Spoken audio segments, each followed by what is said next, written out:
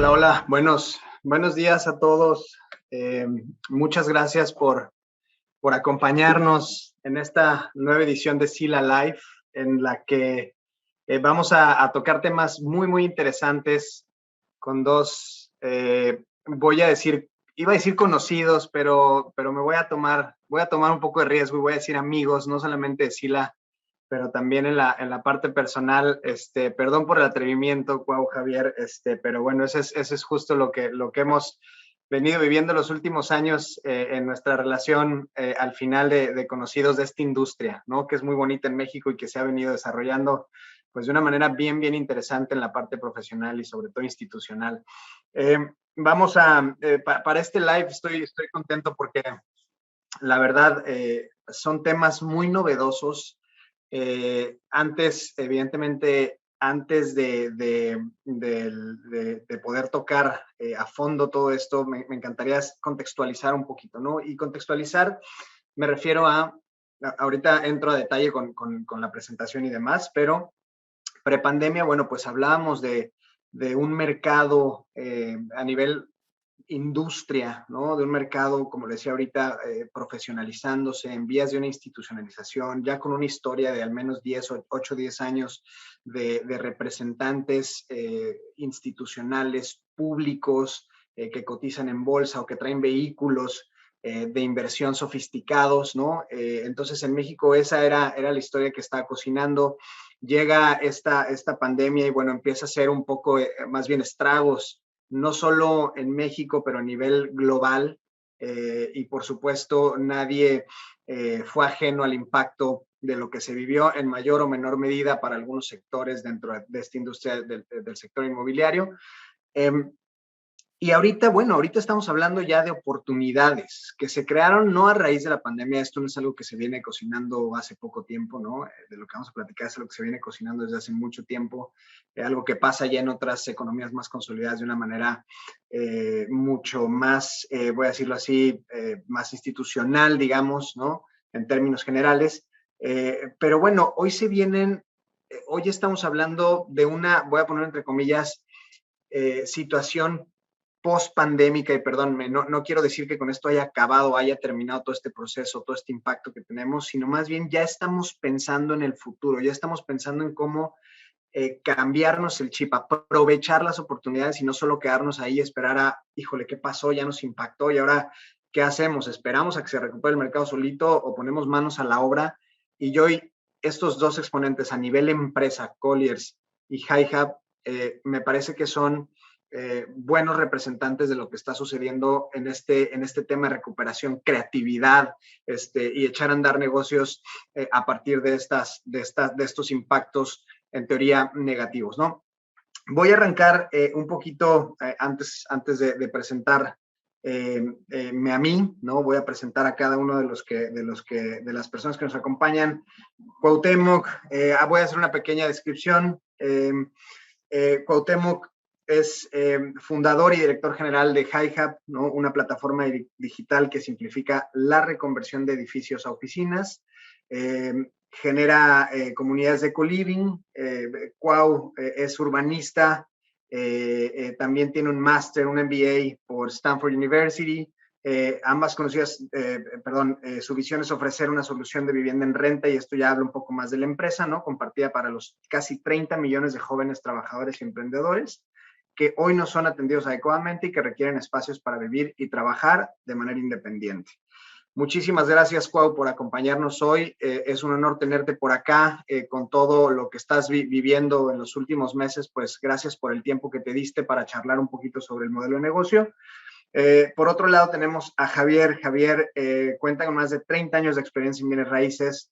En Colliers fue nombrado director ejecutivo para la TAM 2009, responsable de expandir los negocios en la región. Actualmente es director general de Colliers México y está enfocado en liderar esfuerzos para mantener e incrementar el alto nivel de servicio inmobiliario. Contando con gran variedad, tienen 7 oficinas en México, entre ellas Ciudad de México, Guadalajara, Monterrey, Bajío, Juárez, Tijuana y Puebla. Y se me hace que en ambos casos estos dos párrafos se quedan cortos. Muchísimas gracias por acompañarnos. Javier, Cuau, de verdad es un honor tenerlos acá. Mi nombre es José Carlos Alemán. Yo, como algunos me conocen, lidero las operaciones de Sila en México.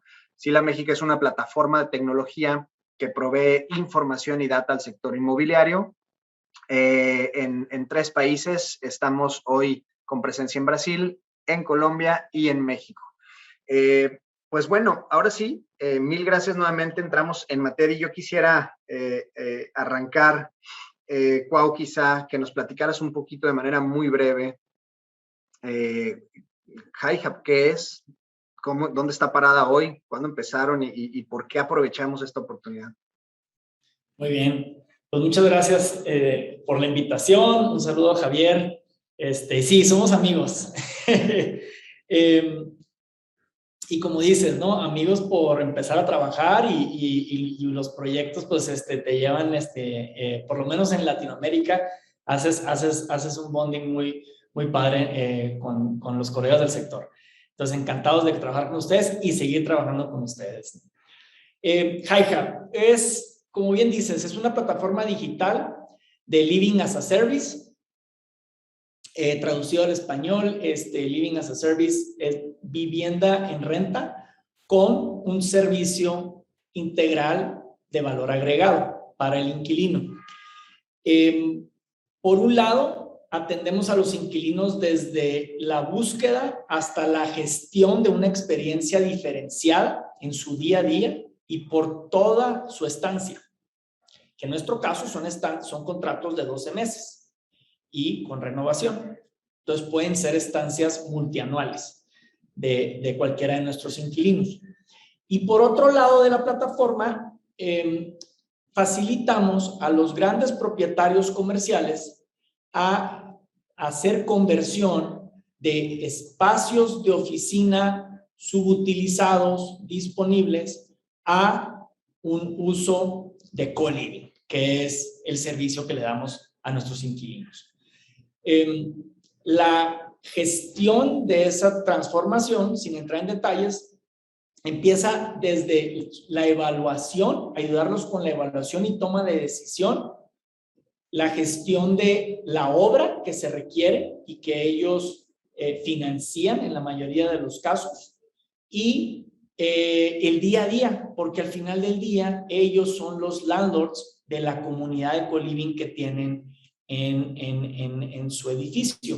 Nosotros hacemos toda la administración, ellos no tienen ahí una tarea, digamos que de contacto directo con el inquilino, pero sí hay una gestión, sí hay una administración que es activa y es por toda la estancia y duración del proyecto, que pueden ser 10, 15 años, ¿no? O más.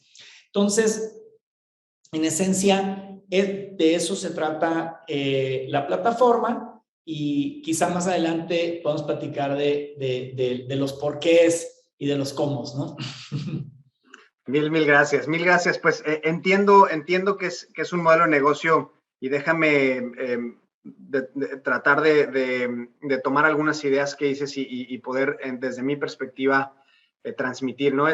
Hoy llevaste este compartir de rentas de profesionales que normalmente era, profesionales jóvenes, normalmente era una práctica poco institucionalizada desde la perspectiva del landlord y desde la perspectiva del dueño del inmueble, la llevaste a una institucionalización, ¿no? Es decir, hoy estamos hablando de cómo organizamos esto de una manera mucho más profesional, institucionalizada, para que tengan mejores, como lo estás diciendo tú, tengan mejores ubicaciones, tengan mejores activos, mejores distribuciones y mejores servicios al final de cuentas, ¿no?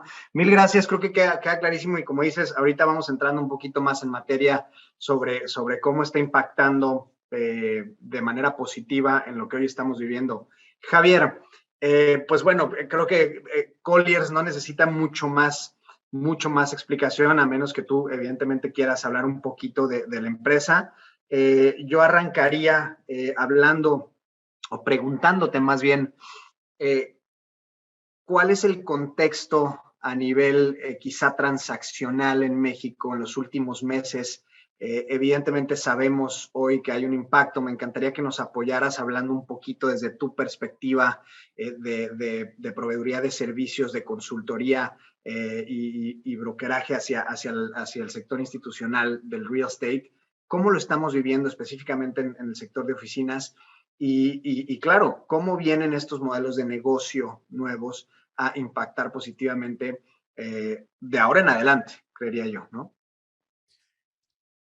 Gracias por la invitación, por la presentación y saludos a todos. Y bien los definiste como amigos de la industria y estaba aquí repasando un poco de la audiencia y pues sí, muchos amigos de muchos años. Gracias por participar. A ver, ¿qué estamos viendo? Me parece que en términos generales seguimos en un proceso enmarcado con un gran signo de interrogación, ¿no? Eh, eh, Llevamos ya mucho tiempo tratando de adivinar el futuro y de entender cómo va a ser ese regreso, qué significa la nueva normalidad, cuándo va a darse esa circunstancia, en fin, una serie de preguntas que hoy no están del todo definidas. Entonces, desde el punto de vista transaccional, desde el punto de vista de servicios, desde el punto de vista de relación con los clientes, y hablo de la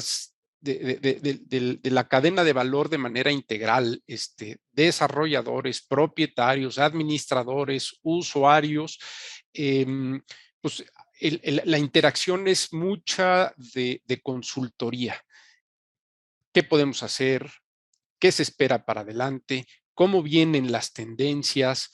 ¿De qué manera algunas de estas se frenaron y tuvieron un cambio importante? ¿De qué manera las tendencias tuvieron una aceleración extraordinaria en virtud de el impacto de la pandemia, ¿no? Entonces, respondiendo de manera muy concreta, hoy la interacción es mucho de consultoría, de análisis, de interacción, y está generando una serie de oportunidades.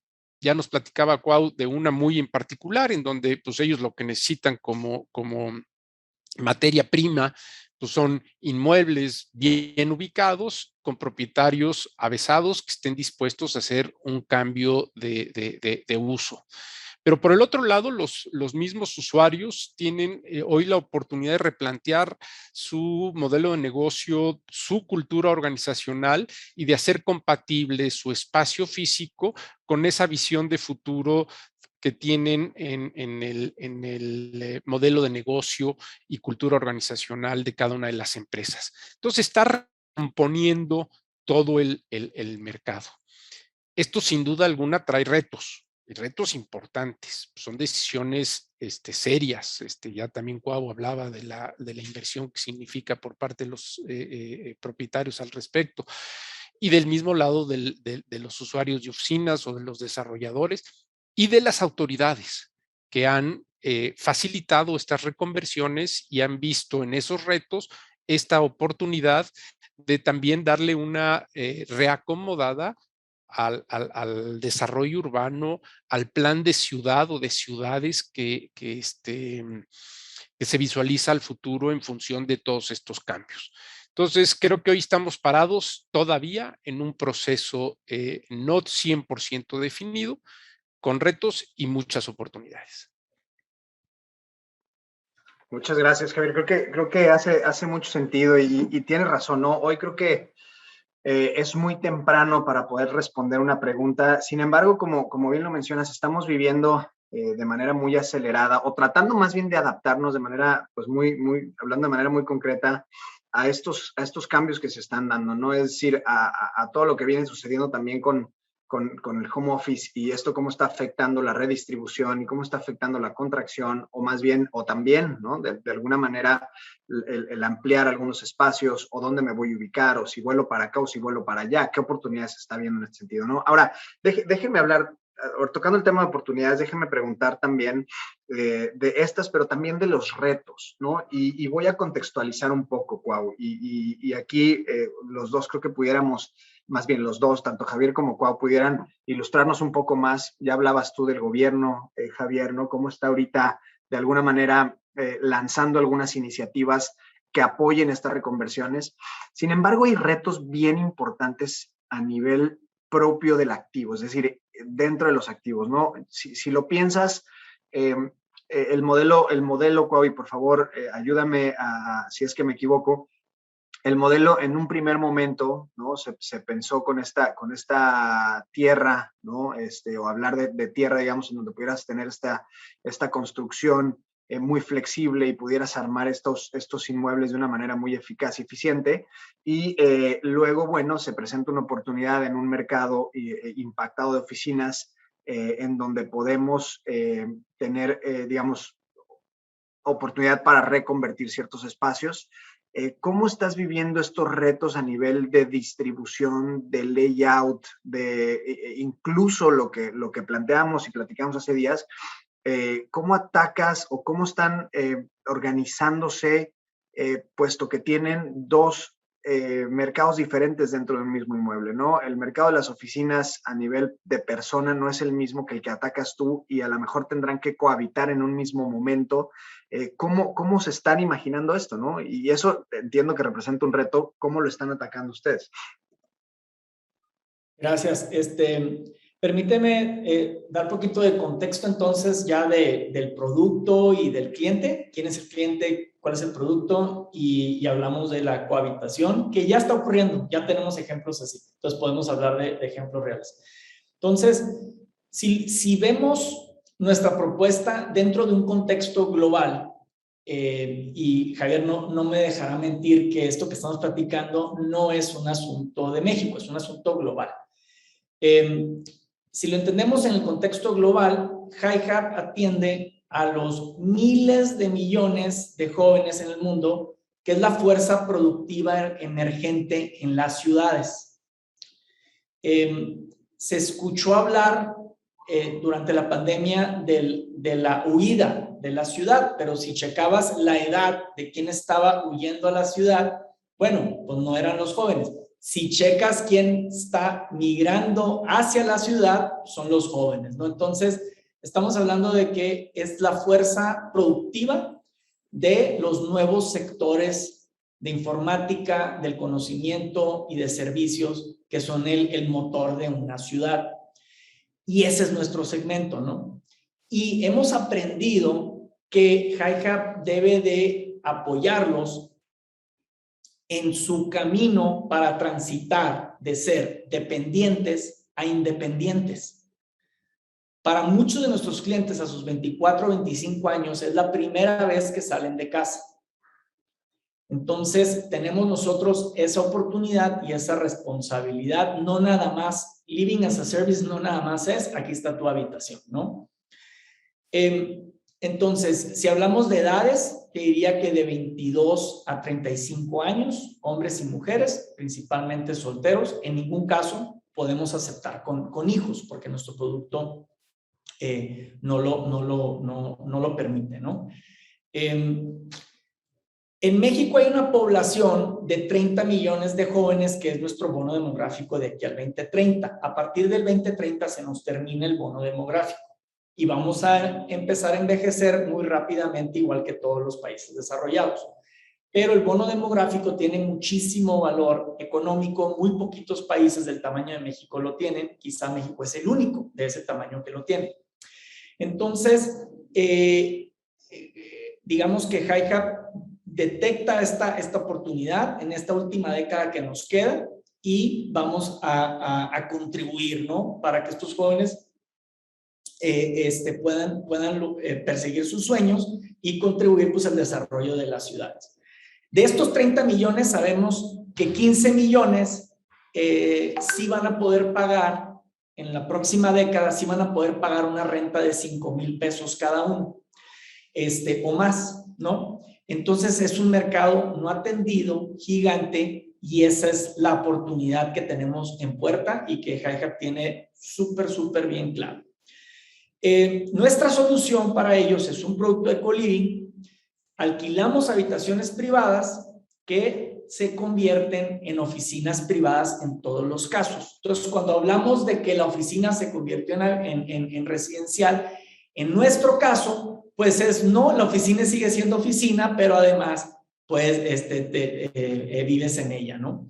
Cosa que a lo mejor alguien diría, algún banquero, bueno, yo ya vivía, ¿no? Ahí trabajaba 24 horas. Entonces, cuando hablamos del contexto de cohabitar, pensemos que son los mismos chavos y chavas que ya trabajaban en esa oficina, ¿sí me explico? Y que ya vivían en esa oficina, nomás les faltaba un tendido al lado del escritorio. Ahora tienen un hogar padrísimo, ahora ya pueden vivir ahí, pero trabajan ahí. 2/3 partes de nuestros clientes trabajan desde su habitación con flexibilidad para ir y venir de su oficina. Sus oficinas están abiertas, en Guadalajara, en Ciudad de México están abiertas y sí las utilizan al punto de Javier, pero van y vienen. Ya no es estoy de 9 a 5 de la tarde en la oficina.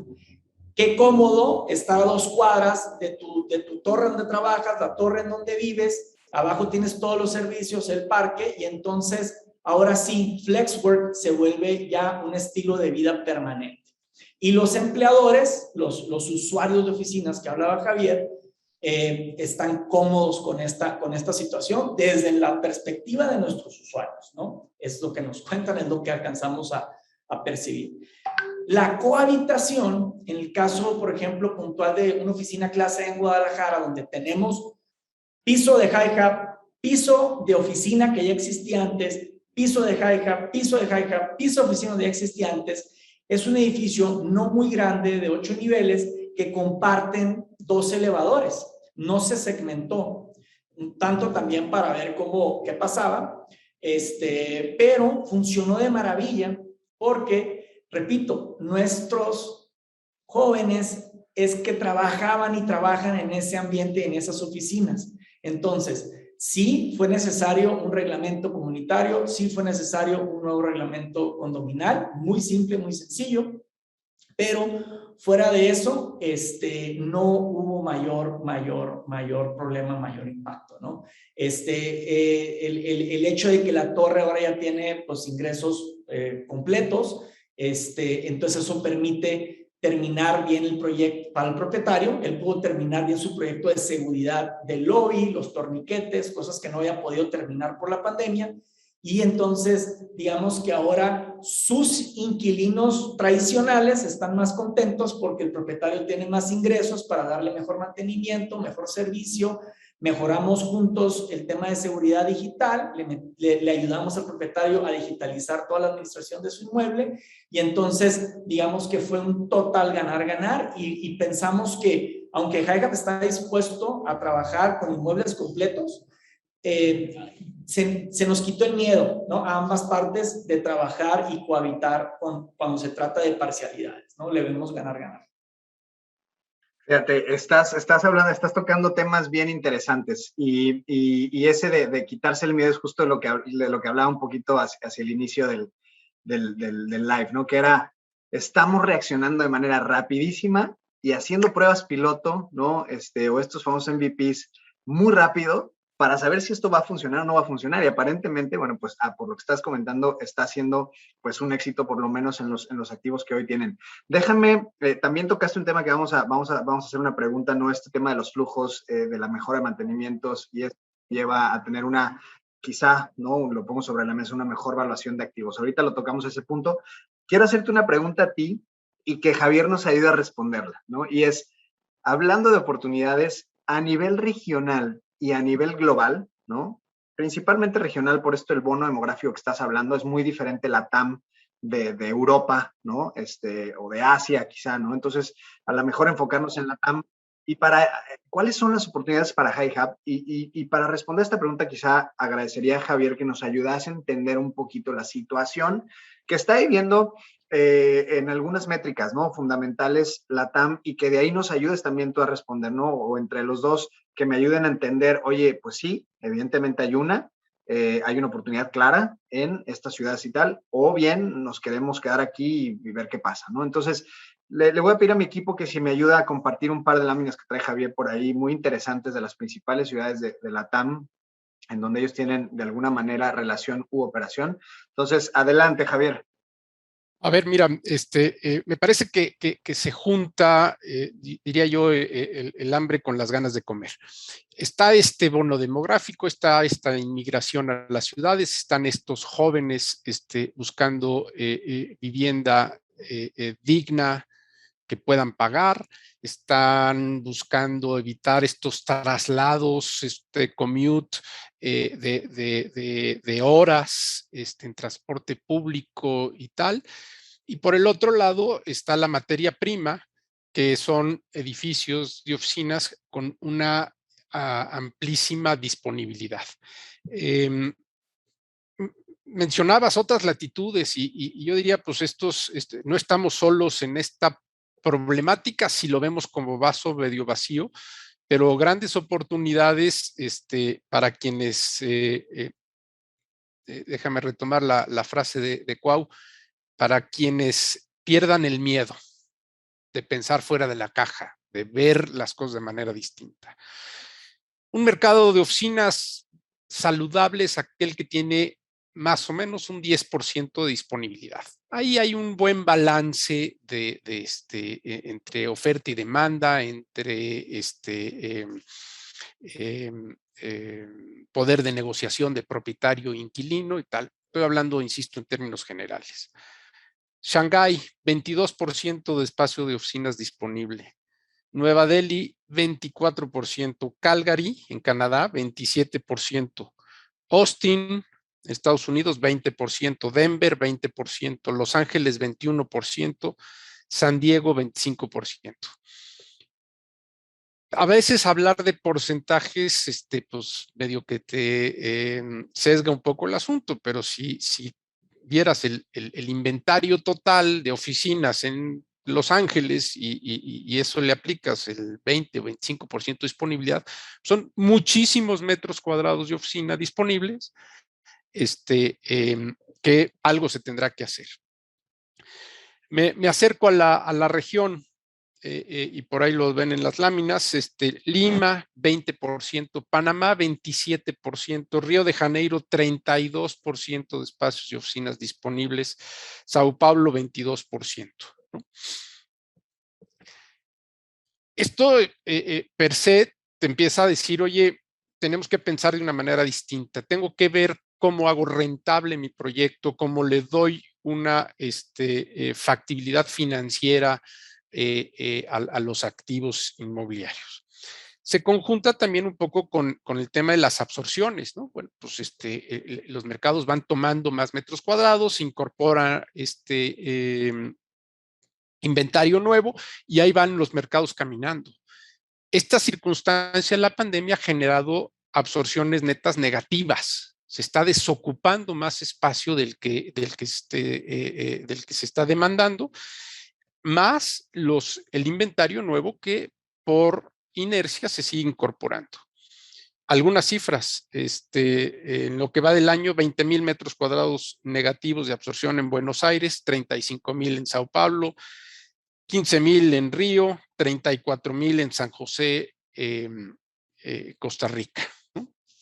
Entonces, bueno, pues ahí se empieza, insisto, a conjuntar por el lado de la demanda de la que hablaba Cuau, con una oferta de espacio inmobiliario con estas características. En la siguiente lámina, pues vemos un poquito lo de las absorciones negativas que estaba yo comentando y el vacancy rate. Pero bueno, pues todo eso está pasando en India o en China o en Estados Unidos. ¿Qué está pasando aquí en México? Bueno, tenemos en oficinas en la Ciudad de México un inventario total A y A+, no estoy tomando en cuenta los edificios B, que pudieran ser los más adecuados para lo que estaba comentando Cuau, porque no están en avenidas principales, porque no tienen las dimensiones en términos de superficie que un edificio A+ y tal. Pero solamente hablando de los A y A+, 7 millones de metros cuadrados de inventario total, en proceso de construcción, mal contado, otro millón, una disponibilidad del 25%, y una absorción neta también negativa. ¿no? En etapas estables del mercado se deberían de absorber 400,000 metros cuadrados al año, más o menos, ¿no? Un promedio. Si tenemos 1,600,000 hoy desocupado y le vamos a aventar 1,000,000 más, eso nos lleva a 2,600,000 metros cuadrados disponibles, que si lo dividimos entre los 400,000 que se podrían absorber en un estado, en una situación de mercado estable, tenemos inventario para 6.5 años mal contados. Pero si a eso le ponemos el tema de la absorción neta negativa, pues a lo mejor ya estamos hablando de más años. No se trata de satanizar el asset. No estoy aquí diciendo ya se acabó el mercado de oficinas, ni mucho menos, no va por ahí. Se está transformando, está cambiando, hay que entenderlo, hay que verlo, y como toda caída traerá su rebote y probablemente veamos absorciones positivas muy por arriba del promedio una vez que se recompongan estas variables de las que hemos venido hablando. De lo que estoy hablando es de la creatividad, de la flexibilidad, de entender la demanda, de entender qué es lo que hoy nos están pidiendo nuestros clientes y abrir las opciones a las distintas tendencias. Una de ellas, el co-living, que hay que analizarla, que hay que entenderla muy bien. Y después viene el mayor reto, pues, que es la ingeniería financiera.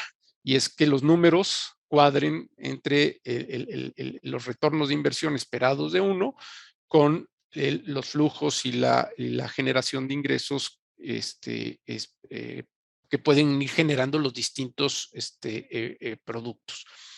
Cierro con una idea adicional que complementa esto de pensar fuera de la caja y de ver distintas oportunidades. Pues una con la que quizá el mercado está un poco más familiarizado es esto de los centros de distribución de última milla, ¿no? Que se generó a través de todo este tema de las entregas a domicilios y del e-commerce y demás. Bueno, muchos inmuebles enfocados a otros usos detectaron esa demanda nueva entrante al mercado, vieron que su demanda natural disminuía y se pusieron creativos y buscaron una reconversión en ese sentido. Co-living es otra oportunidad de reconversión importante.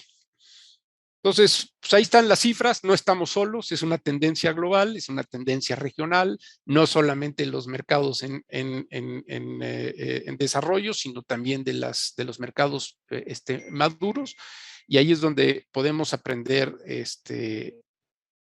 no solamente aprender, sino también crear soluciones creativas a nuestros clientes, entendiendo por ellos, de nuevo, toda la cadena de valor: desarrolladores, propietarios, administradores, comercializadores, usuarios de todo tipo.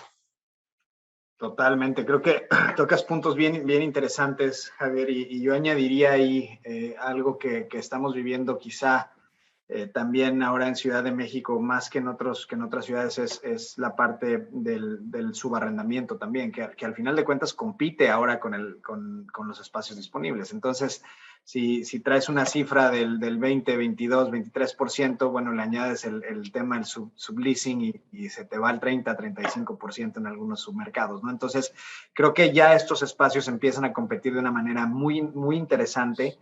Y con ello, bueno, pues, como dices, se abre una oportunidad para los modelos de negocio que vienen liderados por Cuau en este caso, ¿no? Y Cuau, ahora sí, ¿cómo puedes tú visualizar estas oportunidades desde HighHub? O sea, desde la empresa a la cual representas, ¿cómo están proyectando esta expansión a nivel regional? ¿Cómo lo están viendo? Sé que traes un montón de ganas, ¿no? Platicábamos hace tiempo, ¿no? Oye, ¿cómo están las cosas a nivel mundial? Porque creo que esto puede ser replicable, pero ¿cómo lo estás viendo a nivel regional? ¿Cómo lo están viendo ustedes? ¿Van a atacarnos? ¿Vamos a quedar aquí? ¿Cuáles son los momentos clave para HighHub en el futuro? Sí, primero queremos mantenernos en Ciudad de México, Monterrey, Guadalajara. Hay todo por hacer en esas tres zonas metropolitanas. tenemos un primer gran milestone, ¿no? No es el milestone inmediato, pero es el primer gran milestone de 30,000 habitaciones, que tenemos toda confianza que por la disponibilidad de espacio, más las ganas de los propietarios que ya se les quitó el miedo, se les está quitando el miedo, lo vemos como muy ejecutable, muy factible en un periodo relativamente corto de tiempo. Y eso nos permite madurar la plataforma tecnológica, lo que le llaman tu tech stack, para poder operar de una manera muy eficiente, eliminando el error humano de lo que hacemos en muchas de las decisiones, en muchas de las gestiones del día a día. Y entonces eso te permite soñar con salir de México de una manera agresiva, pero no lo haríamos antes de no consolidar bien la plataforma y nuestro mercado en esas 3 zonas metropolitanas. Entre más pronto, más rápido salimos. Perfecto, bueno, pues. Buenísimo. Oigan, a ver, yo tengo una pregunta que creo que va a ser muy interesante y sé que sé que existen 2 perspectivas, no necesariamente, digamos, en conflicto, pero existen dos visiones, digamos, de esta pregunta que voy a hacer. Y a mí se me hace muy interesante porque, dado el perfil de nuestros invitados el día de hoy, que hay desde inversionistas, banqueros, hasta proveedores de servicios, consultores, desarrolladores, es el tema de la evaluación, ¿no? Y con esto estaba leyendo hace algunos días una nota en Estados Unidos que decía, el sector del co-living ayudó a tener mejores valuaciones para los activos en donde se encuentran las ubicaciones, esto comparado incluso con el multifamily. Y el multifamily, como sabemos, en Estados Unidos es un sector muy maduro, con muy buenos números. Escuchaba hace alrededor de año y medio que se están dando transacciones, evidentemente en edificios A en California, en las principales ciudades, al 3.5%, 4%, ¿no? Entonces, aún y con estas métricas y con estos números, post pandemia, digamos, o durante 2020-2021, el co-living viene a apoyar una mejor valuación o un mejor análisis de evaluación, por lo pronto, en Estados Unidos. ¿Qué pasa en México en este sentido?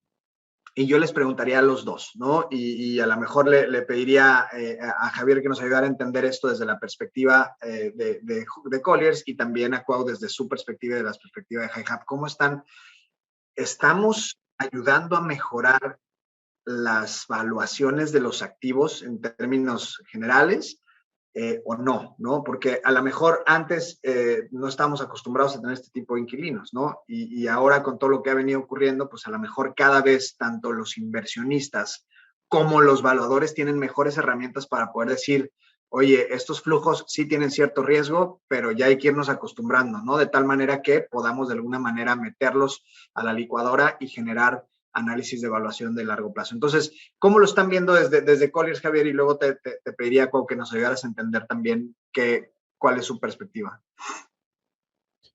Mira, a ver, me parece que ahí en ese sentido, en ese modelo, no es que exista un cambio en los fundamentales per se, ¿no? Y me explico.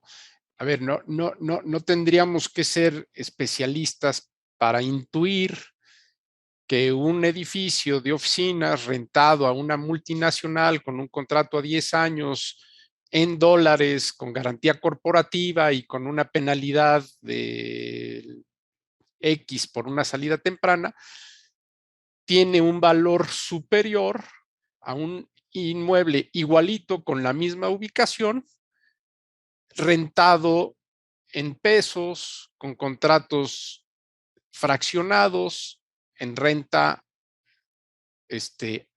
anuales, ¿no?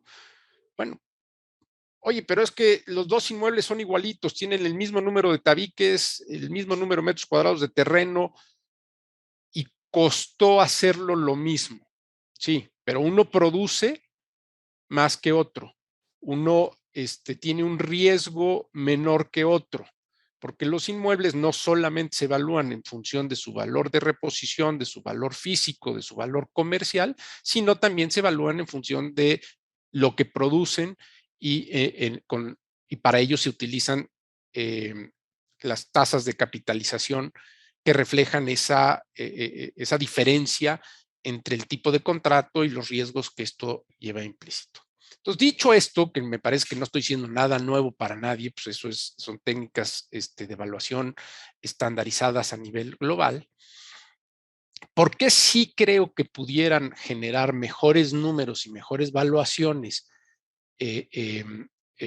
con el co-living, como lo están expresando? Es porque un inmueble que está vacío, con tasas de desocupación del 20, del 30%, y con una perspectiva complicada de rentarse en el próximo, en el futuro inmediato, por estas condiciones de mercado que estamos viendo, probablemente también con cierto grado de obsolescencia para los estándares de los nuevos usuarios de oficina, bueno, pues entonces ese edificio es probable que se vea afectado en su valor de capitalización, porque no va a producir lo que ya estaba produciendo inclusive, ¿no? Y es ahí donde la reconversión pudiera generar un incremento en las valuaciones. Entonces, no es que, no veo que sean visiones cruzadas o contradictorias, sino simplemente que ya no estaríamos comparando peras con peras. Estamos hablando ya de dos tipos de inmuebles que si lo comparas con que va a estar vacío y que sigue esperando a esa multinacional que le paguen dólares y rente la totalidad, pues probablemente o no llegue o se va a tardar mucho en que llegue. Si en cambio ese mismo inmueble le empiezas a buscar y le pones el componente retail, quizá el componente de centro de distribución, co-living y mantienes algo de oficinas y con un buen conjunto de administración, pues le vuelves a dar un respiro. En todos estos casos, y Cuau ya lo esbozaba, esto significa inversión. Los inmuebles, como el resto de los activos, necesitan mantenimiento, necesitan actualizarse, necesitan reconvertirse, necesitan automatizarse. Y la demanda nos está empujando a ello, pidiéndonos una serie de atributos físicos, tecnológicos y operativos distintos. Y entonces el paso del tiempo es irremediable. Si no le haces nada, la obsolescencia tarde que temprano te va a alcanzar. Si en cambio hay esta visión de darles mantenimiento y detectar a tu nuevo mercado, pues se puede dar impacto positivo, inclusive en las valuaciones, ¿no? Gracias, Javier. Muy interesante tu perspectiva. Cuau, ¿tú qué opinión tienes desde la parte digamos, desde la parte del usuario, ¿no? Que al final ustedes son los inquilinos, ¿no? Y cómo están percibiendo esto los owners y quién está abierto, quién tiene más apetito por estos nuevos modelos y quiénes no tanto, ¿no? Porque hoy parecería y pensaríamos que sí, hay un tenant market, pero al final de cuentas habrá algunos, ¿no? Dentro de este universo de promedios que no estén dispuestos, ¿no? Aún y cuando, como lo comentaba Javier, pues traigas tasas de disponibilidad altas. ¿Cómo lo están viviendo ustedes este tema y qué piensas de este tema de la evaluación? Sí, hay dos puntos que quisiera sumar lo que acaba de comentar Javier. La primera sería que estamos viendo que entre más grandes los landlords, sean entidades públicas o privadas, entre más grandes los landlords, se están moviendo más agresivo y quizás, por ser más grande, quizás tienen manera de correr digamos que el riesgo de adelantarse a la conversión porque tienen un inventario, tienen un portafolio y tienen capacidad de capital como para hacer lanzamiento, ¿no?, de las diferentes oportunidades. Entonces los vemos más agresivos, entre más grandes los vemos más agresivos, y digamos que ahí es donde vemos más fit para Hi-Hat en este momento. Estoy seguro que esa tendencia se va a generalizar en poco tiempo. Segundo,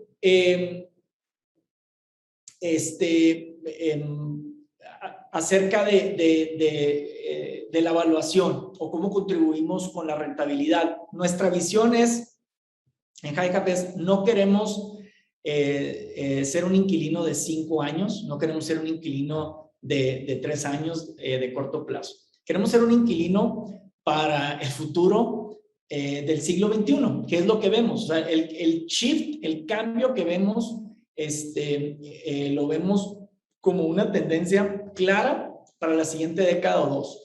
Entonces, ahí quiere estar Hi-Hat, quiere contribuir y agregar valor a los propietarios para que se adapten rápido, más temprano que tarde, a lo que menciona Javier, y que posicionen y reposicionen su inmueble hacia ese futuro, pues que es irremediable, ¿no? Y en Hi-Hat lo entendemos bien, estamos contribuyendo a darle forma rápido a ese futuro de la mano con nuestros clientes, ¿no? Y al final ellos llaman la voz cantante, y nos aseguramos que cuando un propietario pone un porcentaje importante de esa conversión, nos aseguramos que lo que van a ganar sea por lo menos la expectativa que tenían en enero del 2020 antes de la pandemia, que regresen al camino y a la trayectoria de rentabilidad original previo a la pandemia, y que no se conformen, que no se queden con los objetivos ya castigados que la mayoría tienen en el 2021, que echen eso a la basura y que regresen a sus objetivos ambiciosos de rentabilidad, ¿no? Qué interesante esto que comentan, y déjenme tocar un par de puntos y luego me encantaría también, hay una pregunta de Luis Enrique que se me hace bastante interesante. Un poco lo que comentaba Javier en una charla hace tiempo es, que está unado con lo que estás diciendo, Cuau, es ya tenemos bastante tiempo, al menos 5 años, entendiendo que no solo están presentes los inquilinos tradicionales para los activos de oficinas, ¿no? Ya entendimos que hay otros sectores, y esto lo decía Javier, ya entendimos que no necesariamente tenemos que hacer estos análisis de evaluación o de retorno considerando solo inquilinos tradicionales, ¿no? Porque me he topado con muchísimos inversionistas que es cuando me traen aquí digamos, el underwriting que le estamos haciendo, si hay un inquilino que esté fuera de un sector tradicional, ni siquiera lo evaluamos, ¿no? Y creo que ese es al final el grupo que se empezará a quedar rezagado en todo este tema, ¿no? Yo creo que hoy los que estén abiertos a entender estos modelos de negocio, a entender los flujos que pueden generar adicionales y a entender que no quieres llegar digamos, a hincar el diente, como le decimos, ¿no? Lo que quieres llegar es a contribuir con un negocio que genere, digamos, retornos y flujos para todos de una manera justa, ¿no? Entonces, eso es lo que entendí. Cuau, les agradezco muchísimo estas intervenciones. Creo que me quedaron un montón de temas por aquí. No quisiera, pues a lo mejor cerrar con un comentario de ambos. Antes voy a mencionar lo que comenta Luis Enrique Cuau y dice, muy interesante concepto que atiende las nuevas tendencias de la vida. Pregunta Cuauhtémoc, ¿qué están haciendo para resolver el tema normativo respecto a la dimensión mínima del tamaño de los espacios habitables? ¿Es algo con lo que están hoy teniendo un reto, Cuau? Hola, es un asunto municipal, entonces no es un asunto que se toca como a nivel zona metropolitana. ¿Qué preferencias, qué inmuebles, digamos, que facilitan ese diálogo con autoridades municipales?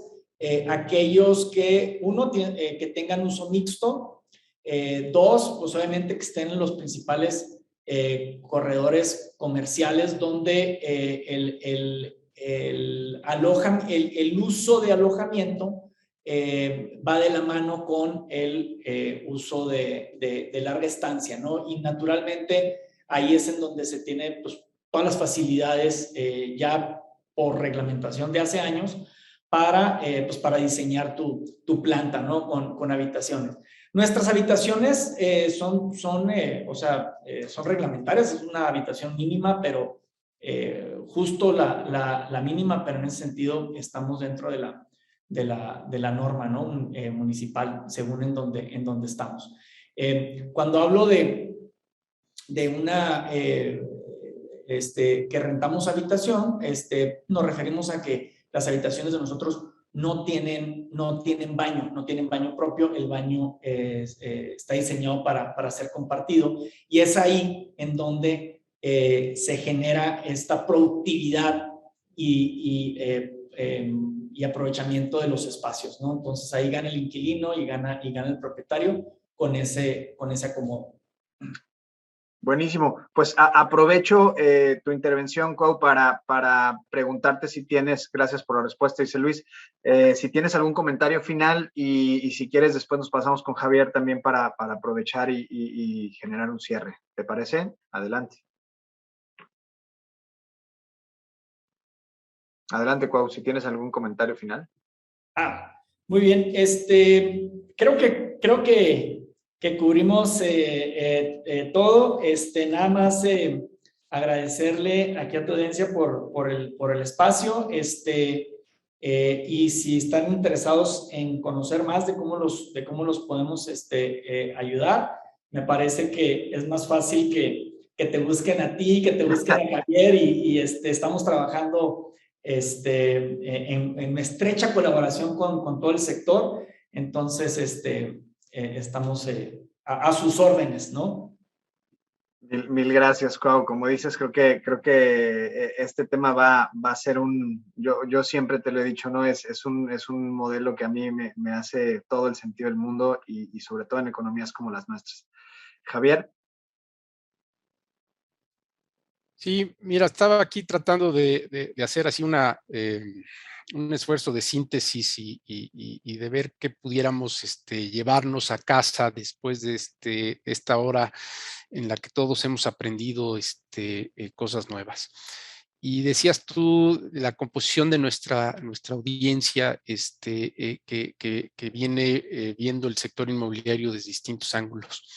Y me quedo con esto. Yo diría, me parece que siempre, pero especialmente en momentos de cambio como los que estamos viviendo, un enfoque sistémico a la toma de decisiones es fundamental. ¿Y a qué me refiero con un enfoque sistémico? Y lo traté de resumir en 5 puntos. Es entender qué es lo que está pasando en la macro y la microeconomía, qué nos está diciendo la demografía, la oferta y la demanda y el mercado, como segundo punto. Tercero, cuáles son las tendencias y hacia dónde va la planeación urbana y la regulación de nuestras ciudades. El cuarto, importantísimo, la incorporación de la tecnología. Y el quinto, la sustentabilidad y responsabilidad social. Entonces, si vemos, hay muchos otros, pero si nos enfocamos a estos 5 temas y le ponemos un enfoque sistémico a la toma de decisiones, creo que no nos vamos a equivocar. Si seguimos viendo el retrovisor y estamos esperando que las cosas se mantengan de la misma manera, ahí creo que sí es poco probable que seamos visionarios, que tengamos éxito y que podamos tener una visión como la que explicaba Cuau, muy aventurada, muy agresiva del resto del siglo. Pero esa es la visión que nos permite que las cosas evolucionen y se mantengan en el tiempo.